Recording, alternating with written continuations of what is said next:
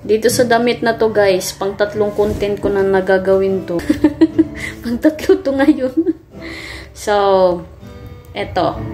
Marami pa talagang hindi nakakaalam na ang minimum na pwede ka nang sumahod ngayon ay $25. So, 'di ba? Pagka wala na tayong ginagawa is mahilig naman tayong magtingin-tingin ng mga ng mga post sa Facebook, tapos mga comments sa Facebook. Marami akong nababasa guys na sabihin nila, uy, baka hindi na naman ako sa sahod ngayon kasi nga yung yung earnings na is nasa lang $50. So may nakita akong nag-comment doon na, sis, masasahod mo yan pag umabot ka na ng $100. So yun, nabasa ko guys. So hindi na lang ako nag-comment. Pero, pag may makita naman akong mga post, minsan nagko-comment ako, tapos ayun, nalalaman talaga nila na $25, pwede ka nang sumahod. So, marami pa talagang hindi nakakaalam talaga ngayon na, pag hindi ka kasi mag-update ng payout, tapos lagay mo lang ng payout method mo. So, ibig sabihin kasi yan guys, kung one time ka lang nag-set ng payout mo, bali, kailangan mo munang i-reach yung $100.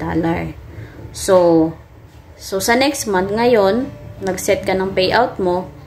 So ngayong buwan, di ka muna sasahod. Pagkatingin mo sa payout mo, hindi pa rin na paid. So, ang gagawin mo guys, i-update mo lang yung payout mo to bank. Bali, wag mong piliin yung wire transfer guys ha, kasi yung wire transfer talaga is $100 minimum talaga yun. Bank transfer or PayPal ka, $25 minimum na. So, ang payo ko lang sa mga first time nag-update ng payout, pag hindi kayo sumahod next month guys, October to November, mapagsama yon at masahod nyo siya sa December.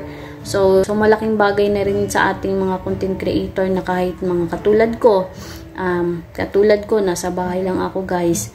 $25 guys, malaking tulong na yan sa atin kasi nasa bahay lang tayo, di ba? Mag-upload lang tayo ng mga video, gagawa tayo ng mga video na ginagawa natin araw-araw sa bahay, naglilinis, nagluluto. Yan, mga content yan guys.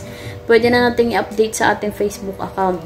And then, sasahod ka pa sa mga content na ginawa mo, di ba? So, saan ka pa nun? So, upload na, and then, consistent lang sa pag-upload ng mga videos, guys. And, dapat, original video, guys, ha? Yung sa'yo dapat, para walang maging problema. So, maraming salamat po sa iyong panonood. See you on my next video. Bye, guys!